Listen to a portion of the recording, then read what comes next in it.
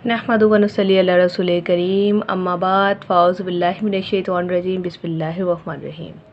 अस्सलामु अलैकुम रहमतुल्लाहि व बरकातुहू। कुरान और दीन चैनल में एक और नए वज़ाइफ के साथ आप सबकी खिदमत में हाज़िर हुई हूँ। उम्मीद है आज की वीडियो से आप फ़ायदा हासिल करेंगे। इस वीडियो को ज़्यादा से ज़्यादा लाइक करके शेयर किया करें और साथ में अगर आप नए हैं और अभी तक आपने हमारा चैनल कुरान और दीन सब्सक्राइब नहीं किया तो सब्सक्राइब कर लीजिए और बेल आइकन को प्रेस करके अपने आने वाली वीडियोस का इंतज़ार कीजिए।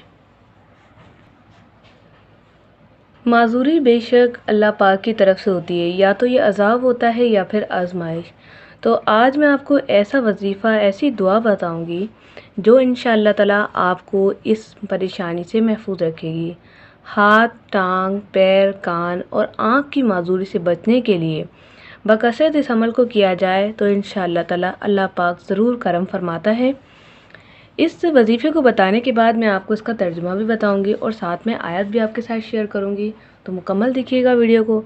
सबसे पहले मैं आपको बता दूं कि आपने पारा नंबर 9 सूरह अराफ आयत नंबर 195, पारा नंबर 9 सूरह अराफ आयत नंबर 195, ये आपने जो है अल्लाह हमसे पढ़ के तुनज़िरून तक पढ़नी है, जो कि मेरी स्क्रीन पे आपको नज़र आ रही है।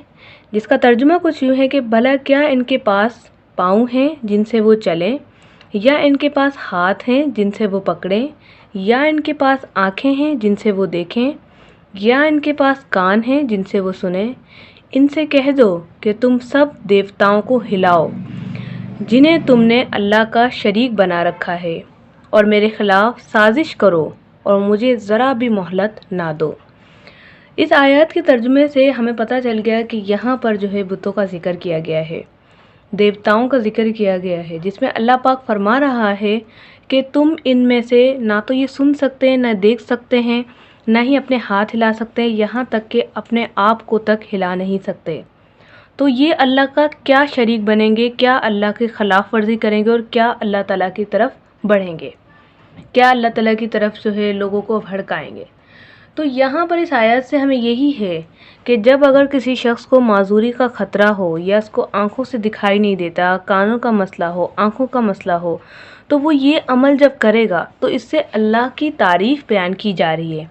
यहाँ पर हम अल्लाह के लिए बात कर रहे हैं कि अल्लाह पाक ही है जो कि सुनने वाला है, देखने वाला है, जानने वाला है, और वही हमें ताकत देने वाला है। तो ये बहुत ही अच्छा तर्जुमा है, बहुत ही अच्छी आयत है।